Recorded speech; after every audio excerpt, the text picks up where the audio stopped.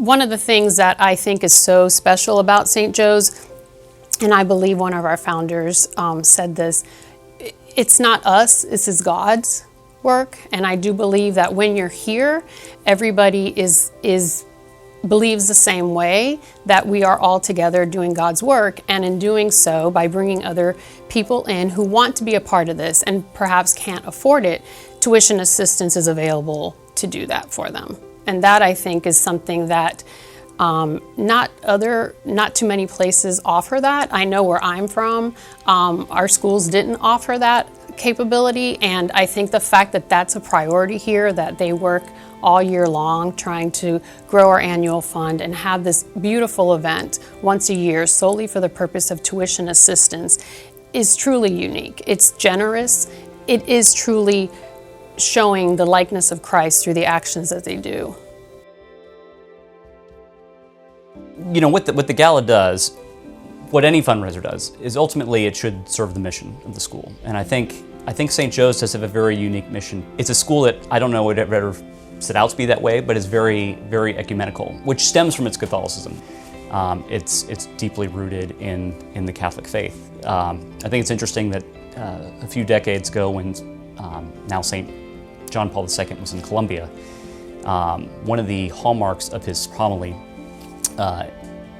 was precisely on the issue of ecumenism and the role that the church plays in working with the wider Christian community that plays to what is so unique about this portion of the state, and the role that St. Joe's plays in that ecumenical mission that was identified even before the school came into existence. But because of the wider population here, I think it's a very peculiar mission. And the great part about that is when you have a strong sense of mission, that's kind of a distinct mission, people want to follow that.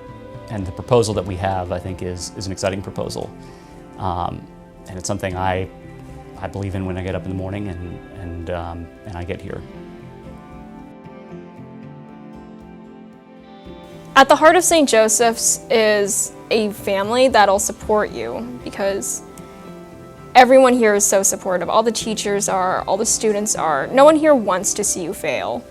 And as I look to the future, I'm very grateful that I spent the last 7 years here at St. Joseph's, because what I've encountered and experienced here, I don't think I would have experienced anywhere else. I think if I'd went to a different school or met some different people at a different school, I would be very different than who I am. But I think how St. Joseph's has defined me it's had a huge impact on who I am now, and I think who I'll continue to be in college and beyond, whatever that means. Because as I've taken all my classes and I've discovered things that I've loved, and as I've molded myself, who I am now, I think, is a very strong character that I don't plan on letting go of next year when I go to college, because I think that I've found resolve and confidence in who I am now. We are many, but we're one in Christ. That has a lot of implications as far as every aspect of the school. And again, how we relate to the kids. I wouldn't want to be in a place where we simply try to create conformity where every kid looks the same getting out of here. Or coming in, you know, that we want the kids to recognize where they are. And again, we talk about reality, that they fully understand who they are. And to a certain extent, even to teach well requires me to be authentic. And they have to know I'm flawed as well, right? That we're all flawed in a whole different host of ways depending on who we are. And recognizing that we're not going to fix ourselves. I mean, fundamentally. And that's part of the whole proposal that we have as well, that our fulfillment isn't just a self-help project. One of the great things of being in the classroom sometimes is when we tend to have sort of these tracks where we think the kids should go in our own heads, and I do too, that there's go to business school or law school or med school, and those are great things. Really, they are great things, but it's also great to see the kids that decide, but I think I'm going to pursue something slightly different, and we encourage that. And we encourage, that we're not looking simply for the alumni that pulls in the most money and is the CEO of a business. that there is just as much success in the person that maybe has the quieter job and devotes themselves entirely to their family. And being able to have those conversations with kids coming from a lot of different perspectives and being able to share those perspectives is incredibly helpful, I think, not only to me, but to the kids as well.